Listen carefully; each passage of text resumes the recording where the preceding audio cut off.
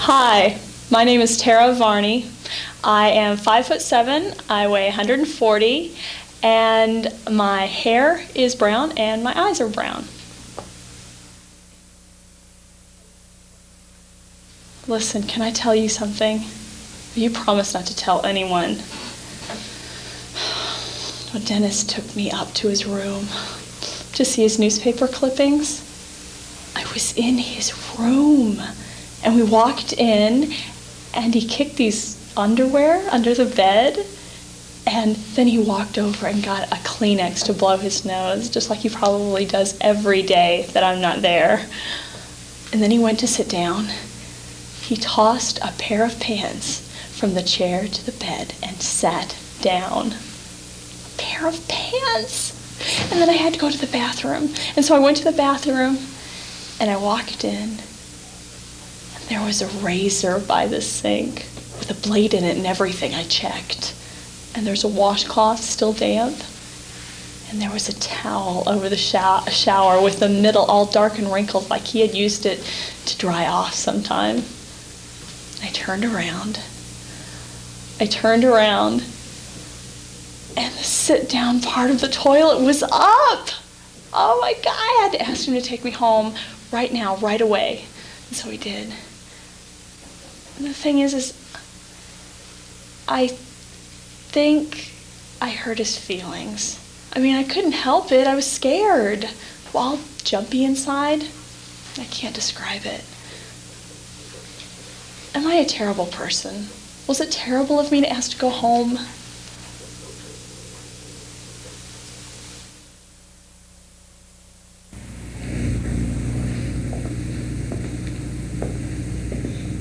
Are you waiting up for Henry? Of course not. I think you are, Nellie. Jill, I'm not. If you were, why would you be? Don't be silly, I'm not. I see the way you look at him. I see the way he looks at you. How? It's no good you're pretending surprise. I see what I see. You can't see anything with your eyes. I know what I know. And I'm asking what? You're thinking about going away with him. Jill, have you gone off your chump? I asked him to stay on because I thought he'd be a bit of fun at the house. But he's began stamping around like he's half owner, and he's looking you up and down like he's a farmer checking stock at a fair. Jill! If you haven't seen him, then I have. He moves to you like a stable hand with a new horse. We came out here to get away from looks like that, didn't we? Yes, we did. If Henry's going to start fiddling around with that same kind of look, we'll have to get away from him too, won't we? Jill. Well, I think he's already started. He's not a young boy, Nellie. He's a grown man. He's got a gun in his hand and ideas in his head. And he's not the sweet thing we imagined him to be. He's got a temper and a reputation for trouble. Whatever trouble he's got. I'm not talking about him loafing off the work. Although we have yet to see how long he's going to give us a hand. Jill, will you just... I'm talking about his prowling through the woods. They told me he's out there every night. Every night, Nellie. Warm or cold, light or dark. He was 15 that time. He has the same look now. Whenever he mentions the animals or the woods or the gun, he gets an excitement in him that shines through like a beacon. You must be dumb if you can't see that. Are you frightened of him, Jill? Is that what it is? Yes. Well, I'm not. I know you aren't. That's what I'm arguing about. Listen now. Nellie. Listen! We've asked him on, and he said yes. And I can't see anything that he's done yet that's been a real bother. And if he's got some great need to be off in the woods while the rest of us sit by our fires, then more power to him. He's a bigger man for it than we are. Why? The woods aren't the safest place you would name, are they? A gun isn't an easy thing to handle, well, is it? Henry was right when he said that those gossipers were jealous of him. They're jealous of us, too. Because we're doing what none of them thought was possible. And we're doing what none of them thought we could do alone because, well, that would prove that we are better off than they are. And if you are frightened of Henry, then it's for the same reason. You think that he's better than you, braver than you, and he is. He can't cook, but he can provide. He can't hang curtains, but he can sturdy a barn. He can't sit, but he can run. Look, Joe, I'm not angry at you. I'm not trying to slight you. If you're tired now, then go on up to bed. I won't be long to follow, all right? Please? Please? All right.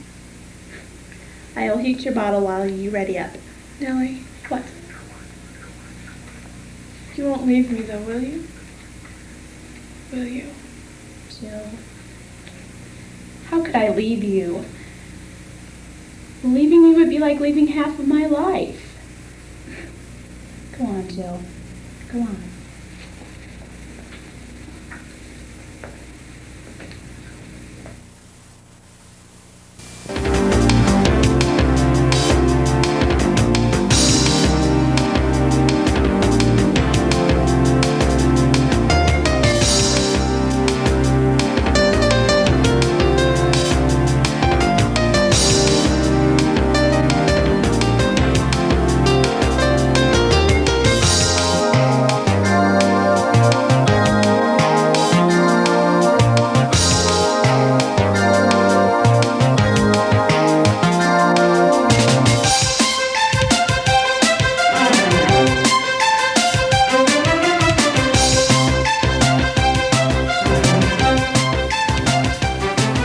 Hello. We are currently examining the actor. We are listening to actors talk about what it is that they do. In fact, in most cases, most of us, when we first think in terms of the experience of going to a film or theater or watching television, we usually immediately associate the name of the actor. That's where we start. In fact, we started this course at the beginning of this semester, letting you listen to a couple of professional actors, Julie Harris and Rosetta Lenoir, talk about their experiences in the various forms, dramatic forms that we're talking about. You've heard from some actors already, and you are going to hear from some more. But at this point, I thought what it might be rather interesting for you to hear from is somebody who hasn't made it, somebody who has some dreams about making it, but also to hear them talk about what it is that they are doing, what it is that it takes for them to be prepared to go out into that world. What is it that, what training do they need to do? What kind of background do they need to do? And once they begin to get this foundation that they need, what's going to happen to them as they go out into that world? What kind of expectations are they going to have? So over the next few minutes, you're going to hear from four young actors whom I believe to be quite talented also. You're going to hear from Gerry Downey, Dustin Longstreth, Tara Varney, and Nicole Van Geisen. I hope you will enjoy listening to these four young actors talk about themselves and what they want to do, and maybe at some later point in time, 10 years from now, you'll remember having heard them when you see them on their own television show or see them in their own film.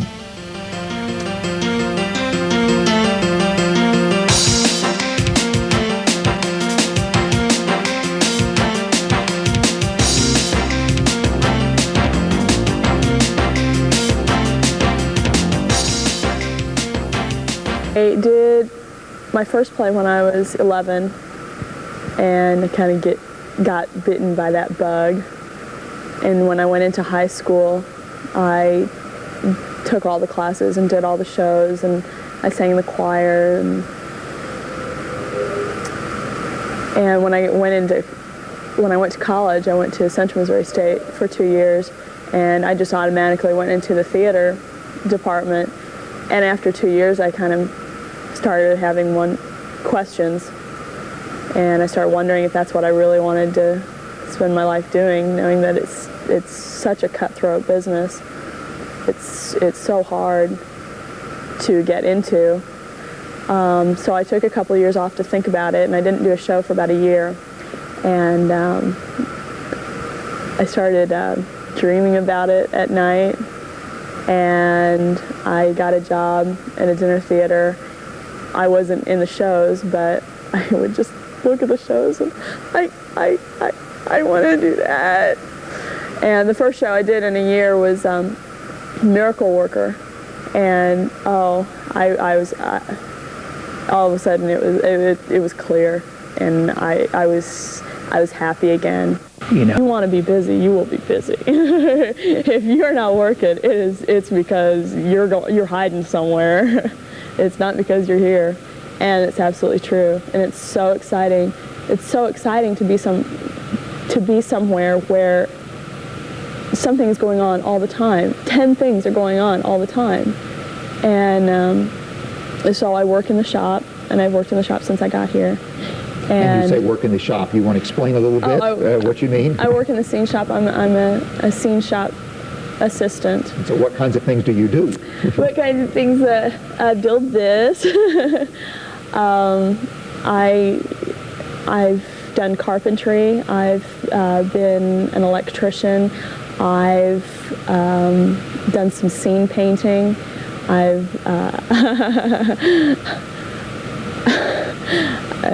done the arc welding thing, and a lot of musical theater. I did Orpheus in the Underworld last year, which was an opera. I did during Tent 2 years ago. I was in Starting Here, Starting Now, which was sort of a musical review type thing. I've done straight plays. I've done kind of performance arty kind of thing, a performance of poetry, which was very exciting and interests me a lot, and I'd like to do more of it. Why does you said you enjoyed performing poetry? Why did you find it exciting? Well, I sort of stumbled into it. It was just something that I was asked to be a part of, and the idea excited me. I had never done anything like that before. And when we got into it, it was really exciting to take a poet's words and how they looked on the sheet of paper and try and figure out how they wanted them, if they were to be said, how we should say them and still keep the poet's intent. It was really exciting to work with, and all the different interpretations that you can bring into that, and all the different mediums. There's so many things you can do with something in that format. And then the poem. Once you have mastered the poem in a performance kind of a mode, you give it directly to the audience, or sometimes. What we ended up doing, on occasion, we delivered it directly to the audience. We also played with having the theater completely dark and moving around the theater, around the audience, so our words were surrounding them in the dark, and they didn't know where the next line was going to come from. We played with different props coming in from the audience, coming in from over here, and different relationships with ourselves and set pieces, and it was really exciting. It was really exciting to try and deliver the poet's meaning to an audience that may not be exposed to that kind of thing. It was really neat. As far as rep companies go, that's something I learned at our last set of auditions, that they really look for technical experience in an actor. They really, they don't want somebody... When you say last audition, meaning when you went out into looking for professional right. or additional academic opportunities. Right, the auditions in St. Louis. Mm-hmm. In fact, I had one company that called me back, asked to see my technical resume, and I was, So they want some people with technical experience. your chances of getting hired as a technician actor are greater than if you were just an actor or just a technician. So it's good that I had that experience, and it's in my field, the field that I want to be in. I don't want to be backstage, but it's still in the theater. It's still part of it. It's an integral part of it. That's very exciting. Right. I'm scared of leaving here because I've been so active, because I've done everything I can get my hands on. I'm afraid of leaving and having free time. I've been going to auditions. I've gone to 2 in Chicago. I've gone to one here, one in St. Louis. There's another one in Kansas City coming up. Trying to find summer work. There's a lot of summer repertory companies trying to cast now, but there are also some year-round companies looking. And so anywhere that they want me, I'll take them. I suspect that I'll be doing musical theater quite a bit, because my voice is one of my strong points. And that is fine with me. I love musical theater. I love musical theater. I'm not going to be cast as a dancer. I'm not going to be doing chorus line. But I've taken some dance classes, so I can at least have some idea of the vocabulary. But it's exciting. It's exciting. Hello, my name is Christine Ann Martins. I just lost it. Hello, my name is Christine Ann Martins. I'm 5'9", I weigh 127 pounds, and I'm a blue-eyed brunette. You know what's wrong with us? It's these letters, these goddamn letters. That's what's wrong with us. I know you more from your letters than I do in person. Maybe that was why I was looking over your shoulder. I was looking for the person who's been in these letters all these years, or for the person who's not in these letters. I don't know. All I know is that you're not quite the same in person, Andy. You're really not. I'm not saying you're a jerk. I'm not saying that at all. I'm just saying that all this letter writing has messed us up. It's turned us into people we're not. It's a bad habit. So maybe what was wrong was that there were 2 people missing that night at the Hotel Duncan. Namely, the real you and the real me.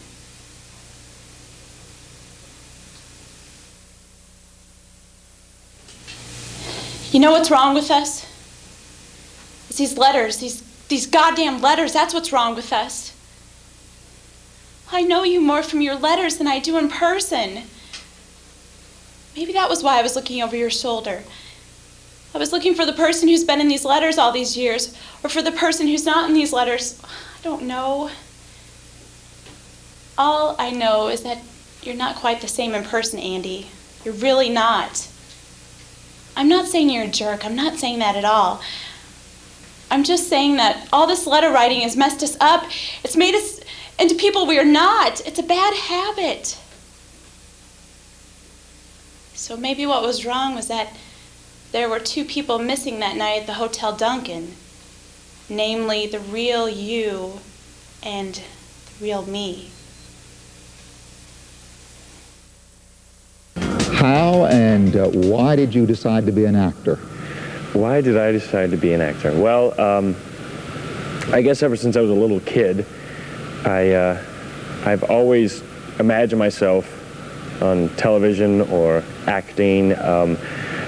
Always, you know, every kid does this. Goes out and pretends to be a fireman or policeman or whatever, or spy. I've always done that, but I never picture myself actually being that or choose that as a profession. I always wanted to be an actor, playing a spy or a doctor or a fireman or whatever. And there's been nothing else that I've ever wanted to do other than that. And it's always been a desire and a passion to do that.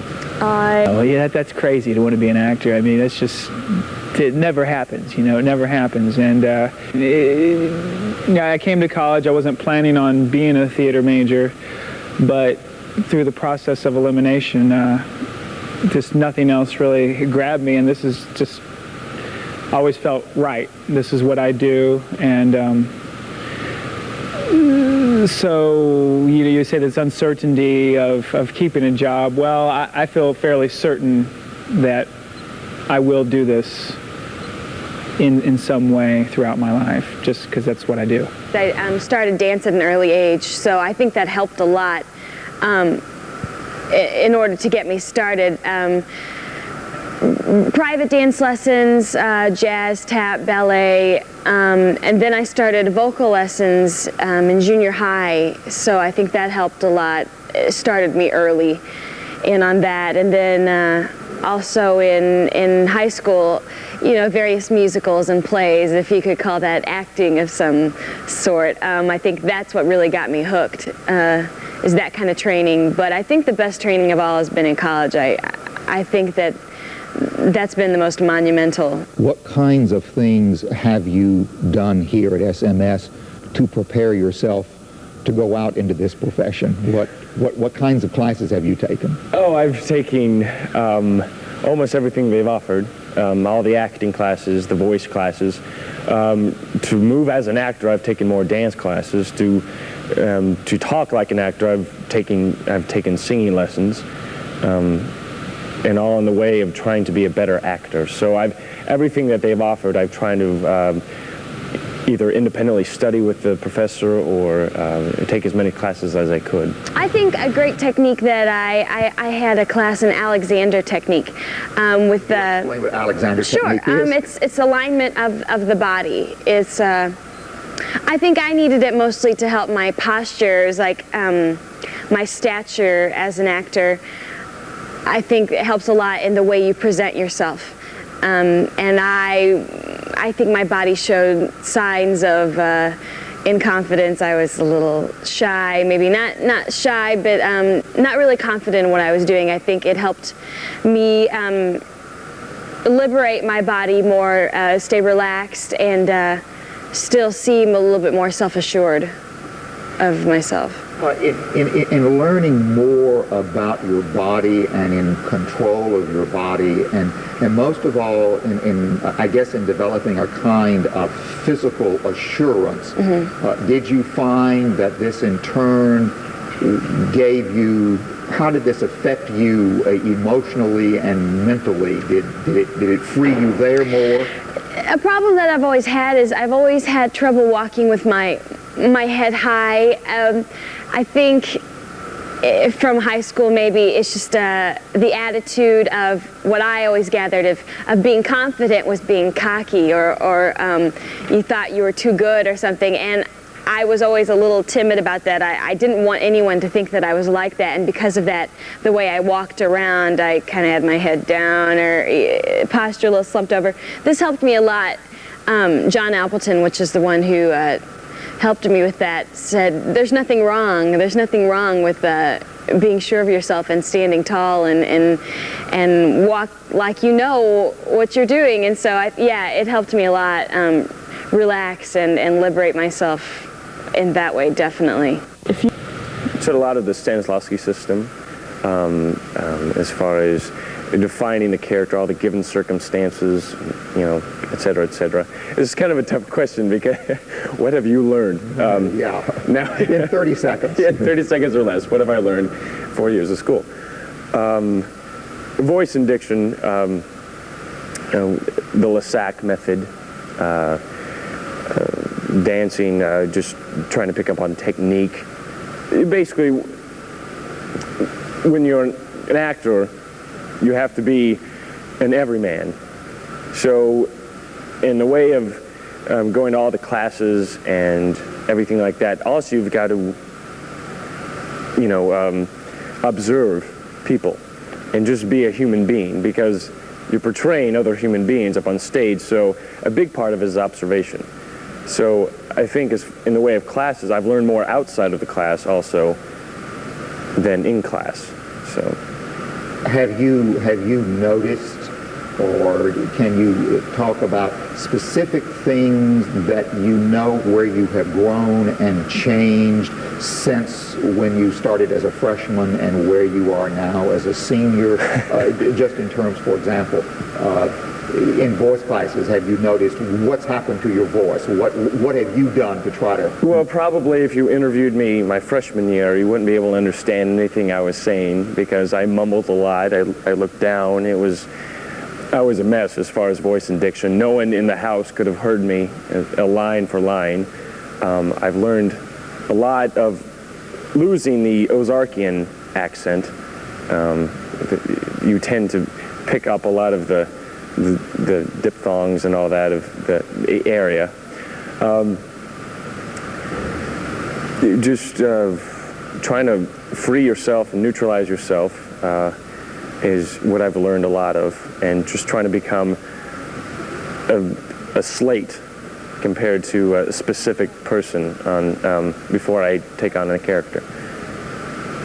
Had you had any dance training before you arrived here? No, no dance training at all. So what happened to you in dance class? Well, besides, I was kind of the comic relief of the dance class when I first entered it. I had no idea what I was doing, and now I do not claim to be a dancer in any kind of way, but I've been in a few dance concerts, musicals. I've been used for some dancer roles, so, but by no means do I call myself a dancer. I've learned a lot just as far as the dedication that it takes, especially to be a dancer. Dancers and singers, much dedication. Also to be an actor, you have to be almost all three. So it takes a lot of dedication to do all that. I've just been exposed to so much. I've been exposed to, musical theater, some kind of, I don't know, what you'd call Conference of the Birds, just more that way, experimental, I don't know. The Shakespeare, the straight plays, and even some theater interps. That's the beauty of theater. I mean, you know the audience is there, but you're in your part. But it's more of a connection between the story. Everybody's involved in something that's happening there, and you're in control of what's happening there. So I mean, there's that kind of a feeling, but it's not really till afterwards that you can sit back after the show's done and say, wow, I mean, the audience was just wow, or the show is really electric, because if it is electric and it's really happening, you don't want to take time to really think about that because it's going. You just want to keep it moving, just ride that feeling until it's over, and then sit back and think about it all. And yet one of the things I think you're saying at this point is, which probably many people in the audience never realize, and that is that you do get a special kind of adrenaline from them as a performer. Oh, definitely. It's a communion. It's a communion between people. We're up here telling a story about people. There's people out in the audience wanting to see something, learn something about themselves. And when they're really wrapped into it, there's that connection, and they know what's happening there. They can relate, and when you feel that, those are those golden moments. Whether it's a comedy, and they're like or something very serious. It's really a neat thing that just will never die. I mean, it's been around forever, and it'll be around forever. When you leave SMS, what do you hope to do? Where do you hope to go? How do you expect to make your way? Right. Well, I hope to find work as much as I can. Eventually I'd like to be, I always want to be on stage. I've never really been totally interested in film or television because I just can't imagine. The thought of doing things out of order, just to me, I just can't imagine. Stage is definitely my love, and musical theater, I think, is what I'd really like to do. Until then, until I find that plateau that I think I've reached, I'll continue just auditioning, taking classes, with the voice and dancing and acting classes, and continue to audition and hopefully get jobs that provide the experience that I think I need to get where I'd like to be. In fact, if I've heard correctly, you have had an offer. Have you accepted? Yes, I haven't. It's still under negotiation, but it sounds pretty definite. And so what would you be doing? And I would be what does it require? singing and dancing in a couple of shows in the Busch Gardens of Tampa Bay, Florida. What would it require? I think that it's going to be a big challenge for me because as an actress, it really doesn't involve theater a whole lot, say as where a play would or a musical. This is a show where we'll be singing and dancing, entertaining the audiences. It's going to be a big challenge because I'm going to have to make this fresh and new every day, and totally honest, I'm going to be doing the same shows every day for a year. So, which kind of scares me a little bit, but I'm also excited about it too because it's going to be a big challenge for me as an actress. If I can, use the training that I've had to make it new every time and not get in the habit of making it a habit. It's just a ritual every day that I perform, and I don't want it to be like that. I think it's going to be a big lesson for me, definitely. And how'd you get the job? What did you do to get it? I attended auditions that were held in St. Louis, Missouri. Theater companies all over the United States come and you do an initial audition for all of the representatives for those theater companies, and then in fact, it is actually an audition of about 2 minutes in length. Yes, a minute and a half this time. A minute and a half. Yeah, a monologue and a song. Yeah, you don't get much. Of course, I've heard it doesn't take much to see what you can do. So, and then the companies that are interested in you for their prospective season will call you back and put you through another audition type situation. And what kinds of things did Busch Gardens ask you to do when they called you back? When I went to Busch Gardens, they spent about an hour with me. I was in there by myself. It was an unusual audition. I went in there and they had me redo my audition so they could remember what I had done. They asked if I had any other material, more contemporary to sing, so I tried to provide them with that. They asked me if I knew any country songs, which I really didn't. They led me through some that I kind of sang. They videotaped the whole thing so they could take it back and review, and then they had me sing something from the show. Then they said, get in your dance clothes. So I went and got my dance clothes, and they taught me some combinations from the show, asked me to do some simple, well, I didn't think they were so simple, but technique things like in ballet. They had me redo the combination that we'd learned in the dance audition. So spent quite a bit of time with me. Just reviewing my skills and I guess seeing if they would work out in the particular shows they had. So you found that when you went to an audition, it was necessary for you to have various kinds of materials prepared, which you might or might not use. It's always good to, whatever auditions you're going to have a repertoire with you. Songs that you've done before, or you should prepare some to go, not just have musical, but maybe have some country or rock or legit soprano, say if you are, have some opera or classical in there. Definitely be prepared when you go, because they could ask anything at any moment. Right. So actually, and so whatever skills that you have, you never know when you're going to have them called upon. Exactly. She had me do a cartwheel. I was like, oh, okay, I haven't done this in a while, but better be practicing on that stuff. You're right. You never know when they're going to ask you to do something. Right now, where I could see myself is probably in a repertory company doing straight shows. I mean, that's where I'd find myself the most marketable. What do you think is your strength as a performer at this point? As a performer? What assessment would you make? My strength right now probably would just be my dedication to performing and connecting quickly and well with people, and just the love of doing it all. As far as like I'm not going to sell myself on my singing or my dance technical abilities. It's It's more of a charm type thing, I suppose. No, I don't know. I don't know, Bob.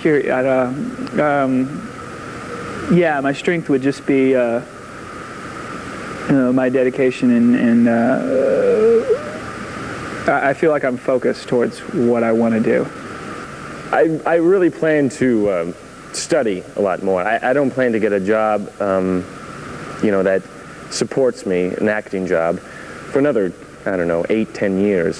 So I'll be trying to, learn more, everything I can to perfect the craft, the art of theater or acting. So I'm looking into internships, grad schools, companies, just rep companies that I could get maybe small parts in. Try to get as much experience and much of a resume I can build being at this age. Because at this age, there aren't many parts that are written for, young actors in their 20s on Broadway. A lot of big big movie companies don't want to hire an unknown in a film because movies cost so much, so they usually tend to go with the more known actors. So, trying to get yourself in the film world is a lot tougher also. I'm just trying to gain experience, so when they see me, they think there's an actor who knows what he's doing, so they can have trust in what I'm doing. So.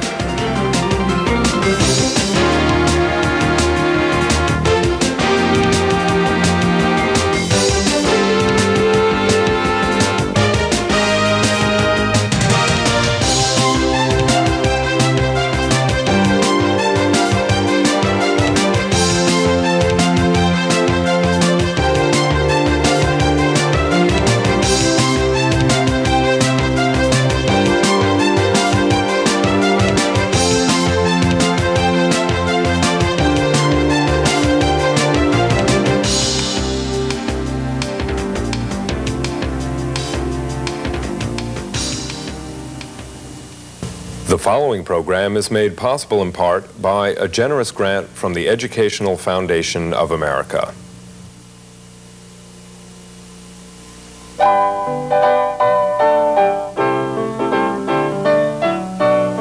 City University Television. In association with the Center for Advanced Study in Theater Arts.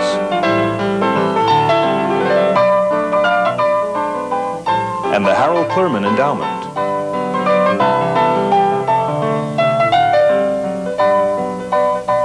Presents Spotlight.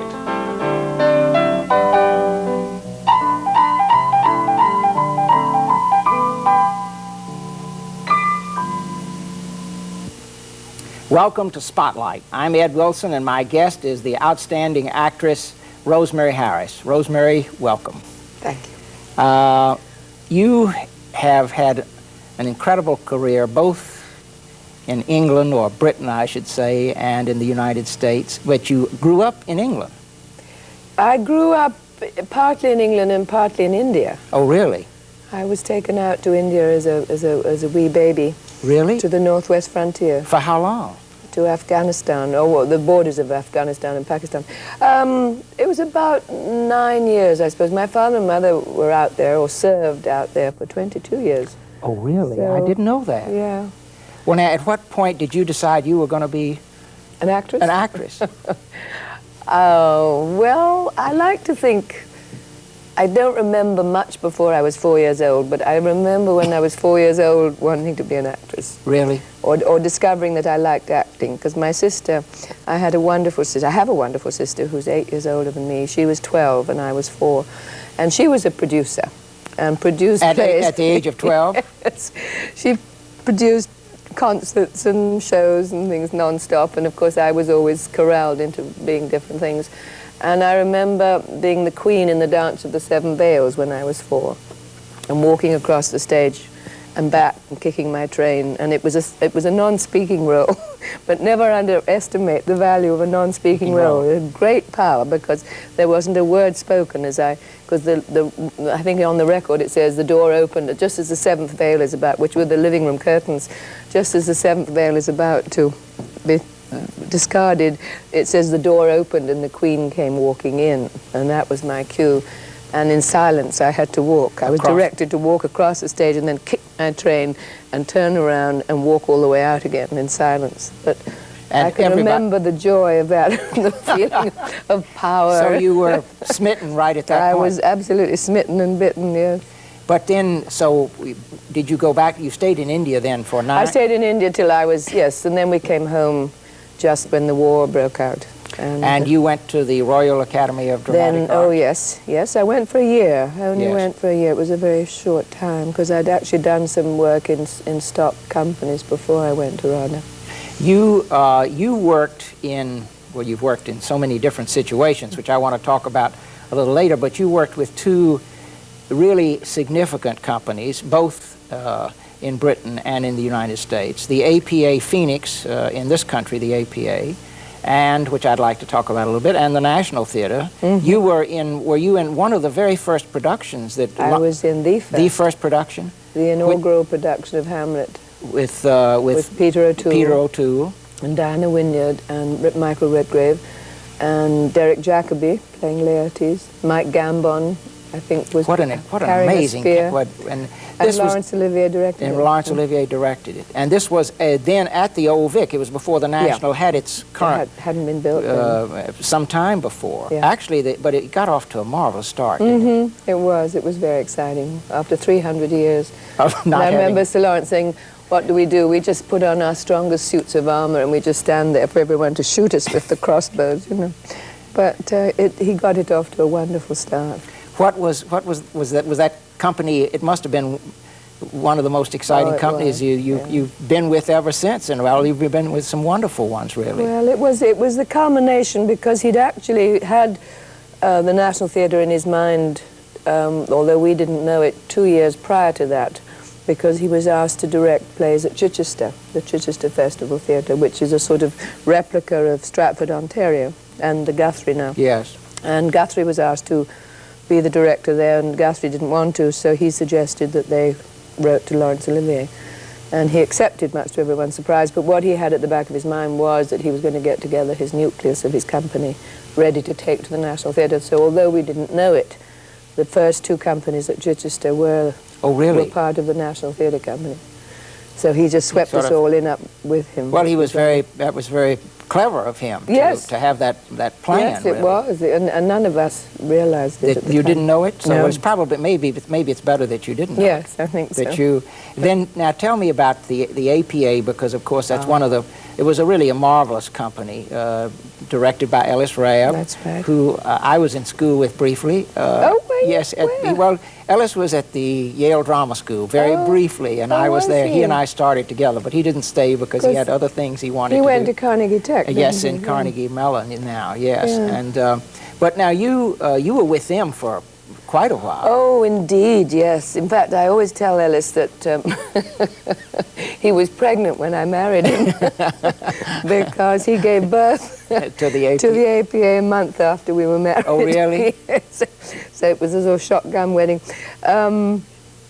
Yes, we came to a crossroads in our lives, and Catherine, Miss Hepburn, had invited both Ellis and me up to Stratford, Connecticut, for Ellis to play Malvolio and for me to play Olivia opposite her viola, which would have been wonderfully exciting. Absolutely, yes. And we went, she invited us to her house, and we sat down in her lovely living room, and Ellis turned her down flat. Oh, really? And said, thank you very much, but I'm going to start my own company. So she showed us the door. Was that news to you, or did you? Well, I knew it was sort of, you know, in his mind. I knew it was in his mind, yes. And what he did, he actually sort of had a list of everybody, that directors and designers and actors and musicians, and he invited everyone to a meeting and said, I'm going to start this, let's get going. It was very exciting. And it really was, because some of those productions were really extraordinary, because I feel very fortunate. And it's one of the things I think that's most unfortunate is that a company like that couldn't continue, really. Well, don't you think every company sort of has its beginning and middle and end? Yes, that may be true. Know, because there's a young man called Bram Lewis, who went to T. Edward Hambleton just recently and said, you're not using the Phoenix name anymore. May I rise in flames? May I use the Phoenix name? And T gave Bram his blessing and said yes. So Bram now at SUNY Purchase has his new company called the New Phoenix. The New Phoenix. And he wrote to Ellis last year and said, will you come back and will you direct a play for us? So Ellis is back. Oh, that's wonderful, and because he's really talented. I have here, just in one or maybe two seasons, just a list of the parts that you played, I think, with the APA Phoenix. Lady Teasel in School for Scandal, Bianca in Taming of the Shrew, Cecily in The Importance of Being Earnest, Gabrielle in Anatole, Phoebe in As You Like It, Anne Whitefield in Man and Superman, Nina and Madame Arcardina in The Seagull. Did you, all of those, that must be, what an experience to be able to play all of those parts on tour. And you were playing then in different places, weren't you? Or were you? Yes, we were very peripatetic. The Ford Foundation wouldn't give us any money because you had to have matching grants in those days, and you had to have a community who would give you a matching grant. But as we didn't belong to any community, we never could match a grant. So that's when I first learnt the word peripatetic. Is peripatetic? That's the word. Is it peripatetic? Yes, exactly. And it wasn't until we joined up with T. Edward Hambleton and the Phoenix Theatre, which was going here in New York. Right. That and it was a happy marriage, really, because yes, it was. Because the aims were very similar. And we had that glorious theatre, the Lyceum. Absolutely. Which we adored. And it worked extremely well. And then Miss Hayes, Helen Hayes, asked if she could join the company, and of course Miss Le Gallienne was part of the company. It was really, it was a they were heady days. They were, because you had old and new kind of together there, really, and people from sort of different approaches and different backgrounds in terms of acting, but all working very well together. And we did something that I don't think has been done in other companies. We had sometimes 2 or 3 people in the program to play the same role, and it wasn't announced which one of us was playing, so we really were shuffled like cards. I think it's something that Tony Randall would like to do, with, because it gives a chance for everyone to play the leads, so that you don't get just stuck playing the smaller roles. It's a great, well, you have played such a range of parts, because because you've played so much Shakespeare. You played, let's see, you played Ophelia we mentioned Peter O'Toole, and you played Desdemona to Richard Burton's Othello. And what was that like, just for a moment? What was that like? Oh, it was great fun. He was lovely, lovely man. Used to giggle a lot. Well, I mean, was that a successful production from your standpoint? Not really, because Richard and John Neville alternated the roles. Of Iago and Othello? Yeah, and we didn't have any more rehearsal time set aside for that. For the alternation? Yeah. So I've always felt a little bit like a ping-pong ball, and they were so different. Yes. You know, that and you had to be the Desdemona I was the same Desdemona to both of them, which didn't really sit very well, you know, because it just didn't. I knew enough to know that it really wasn't working for me, but the audience loved it. And of course everybody came back twice to see it the other way around. To see the other person play it. But Richard was a darling man, lovely. And after he'd strangled me, I used to lie face upwards and looking up at the gallery at the back, and Richard's head used to be on my stomach, because there's a long passage where Othello doesn't say anything, and his ear was on my stomach. And of course my stomach used to rumble a lot. And Richard used to look at me and say, "Ta-ra-ra-boom-dee." And I wasn't supposed to move a muscle, of course, because I was exposed. He was lovely. Lovely man. But you've played so much Shakespeare, all these parts that I just read off with the APA, and then Eleanor of Aquitaine, for which you won a Tony Award in wonderful. A Lion in Winter, and wonderful role. I mean, wonderful play, wonderful role. And then Neil Simon, because you played in Plaza Suite in London. Absolutely, adored every moment. Won an award for that. Well, now tell me about, and then I want to get to your latest Neil Simon, Lost in Yonkers, but tell me about this moving back and forth. I mean, do you like the idea of playing more traditional or classical or historical roles, and then playing in a comedy, for example? Sounds like Polonius, a little bit tragic, comical, tragical. Yeah, pastoral, whatever. Yeah. Well, I think the older you get and the more experience you get, it's all part of the same thing, really. I don't treat Shakespeare with any more or less respect than I do Neil Simon. And I apply whatever acting skills I have to Neil Simon equally to Shakespeare. The same rules apply. Because Lost in Yonkers, and they help each other. Yes. You know. Well, of course, you go, to back up for just a moment, you got all the vocal training, obviously, at places like RADA, and then playing in Chichester. Well, you don't, you know. Really? I don't think you get much vocal training in drama school. You're too young to take it all in, and you're too busy doing other things. I think vocal training just comes through the years of practice. Really? You know, it's like, how do you get to Carnegie Hall? Practice. Yeah, because it takes years, I think, for someone's voice to really, for an actor's voice to become a really useful instrument. And it just takes playing a lot of parts, but it will happen. I think as long as you can just keep working, it will happen. Have you ever, while we're on this subject, have you ever had to do something unusual with your voice? I mean, I'm not speaking now about verse or something like that, but I mean trick voices or anything. Well, when I was very young, I didn't know what my own voice sounded like, and whenever I approached a role, I would always automatically think, who would I cast in this play? Who would be better than me? And it was always a long list, of course, and then I would decide which of those actors would I cast in it, and then I would try and imitate them, which was not really a very good idea, but I didn't know any better. With the result that I had lots of trick voices. Really? You know, yes. I could sound like Glynis Johns, I could sound like Joan Greenwood, I could sound Edith like... Evans. Well, yes, you know, it's just that one was able to sort of imitate people. So it's taken me a long time, I think, to find, my own voice. What you consider your own voice? Yes. I did the 7-year itch for a year in London. And I was young, and it was a year which was a big strain on a young actor. I think when you get to be an old actor, you love long runs, because not because it's laziness, because every performance becomes a first time, and you never get bored. I think when you're young and you keep repeating and repeating and repeating, you don't have the skills to make the repetition. Make them fresh? Yes, or to make the repetition interesting, you know, because it's a bit hit and miss. But when it gets less and less hit and miss, then the joy of doing it well is sufficient, it suffices. Does that make sense? Yes, no, absolutely. And well, let's talk a little bit about Grandma in Lost in Yonkers. Well, it's so... I've been accustomed to seeing you in so many elegant parts, or in so many, whatever, you know, grand parts, or not always, but and certainly in some character parts.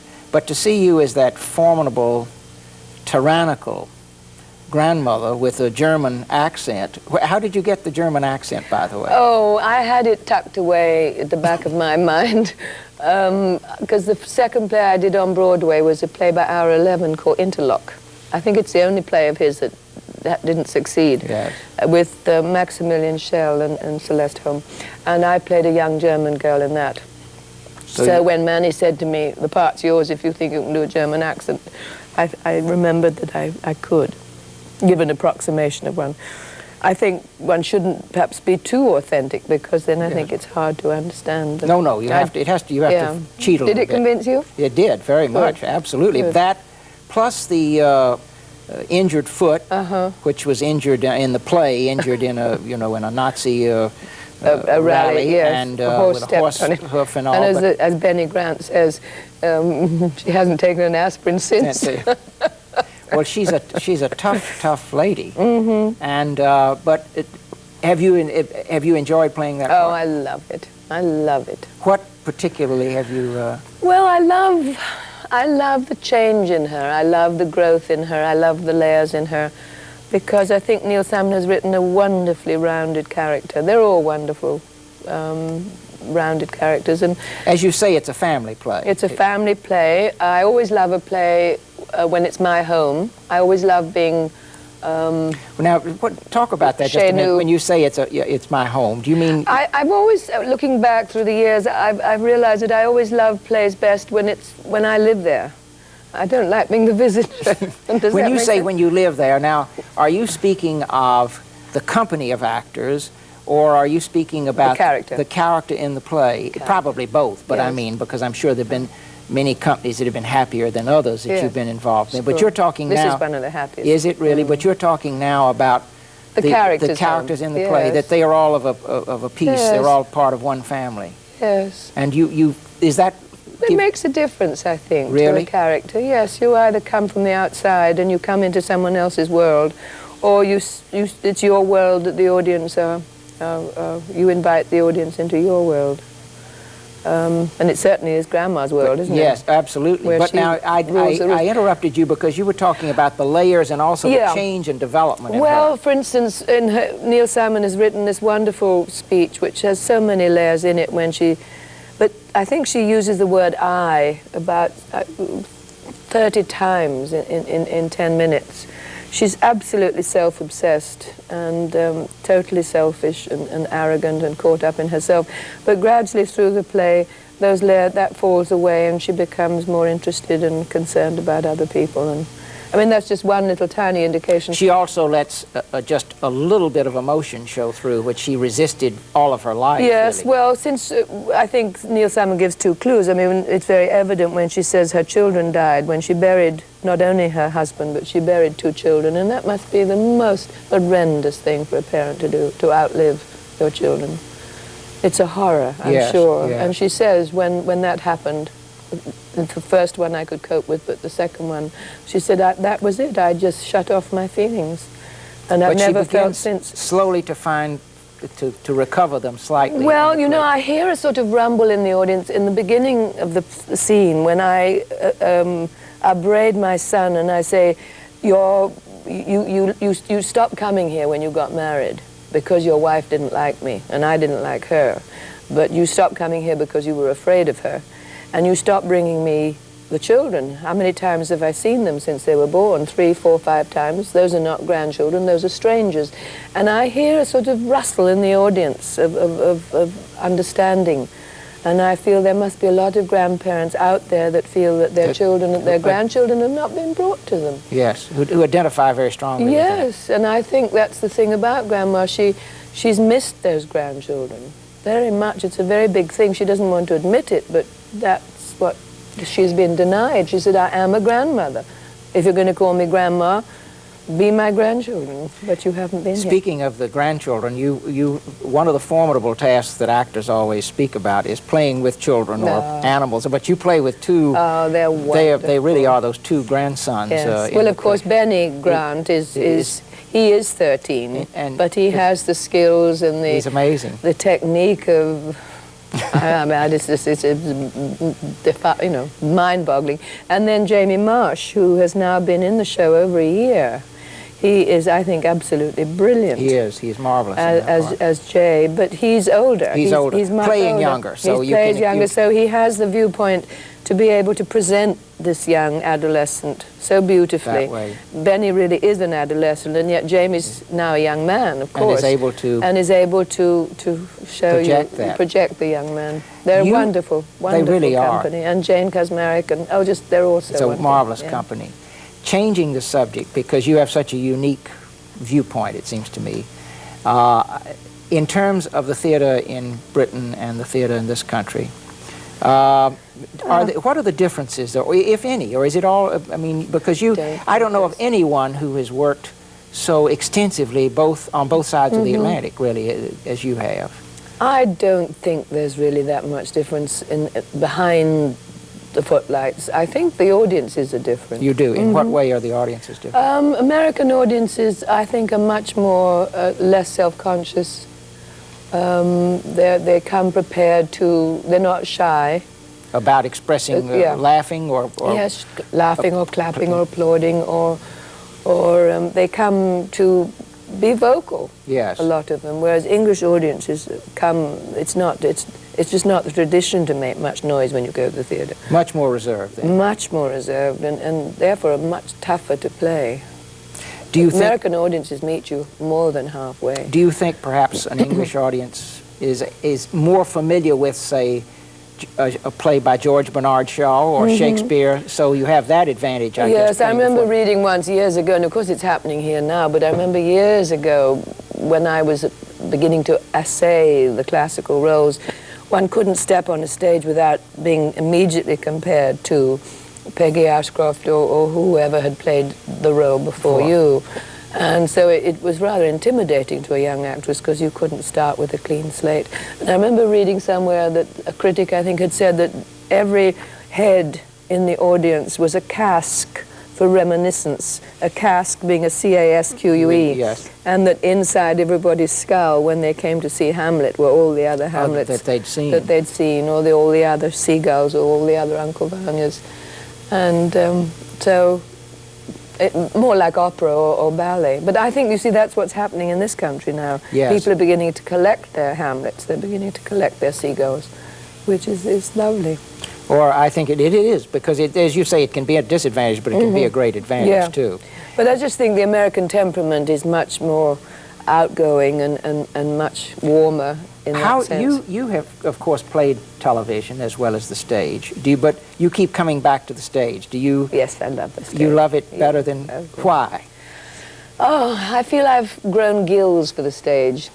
I feel that's why I wear my scarf, because if you really look down here, there's little flaps the here. Stage gills. Yes, You're so acclimatized to it. It's an element I love, and I'm at home in. I just love just to walk into a theater and I just breathe differently and feel differently. Yeah. Is it, you mean, because of the presence of the audience, because of the absence of the cameras? Just the empty theater, just to walk into. And it's lovely at the Richard Rogers, because I come in the stage door, my dressing room's on the other side, and the quickest way is to walk right across the stage rather than going down and up.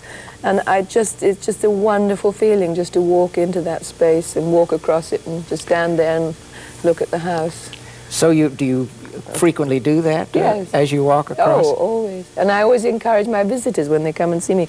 I say, come through Yonkers, come into my living room. So that in all this time since you were 4 years old, you really haven't lost this love. No. You still have this love affair, really, with the theater. Yes. What would you tell? Because training has changed, the theater has changed in the time that you've been involved in the theater. What would you tell a young person, a young actress or actor, beginning now, that they should do to prepare themselves? One thing I regret, which I perhaps didn't understand, I remember when I was young, people asking me what I wanted to play. And I always say, well, I don't know, and I felt shy about suggesting that I could, if I said I wanted to play Nora in the Doll's House, it looked a little bit like arrogance that I would assume that I could play it. And I had a huge inferiority complex, which I think a lot of young actors have. But I regret that now, because I wish you didn't go ahead and say, I want to play Nora, or I want to play Nina, or I want to play these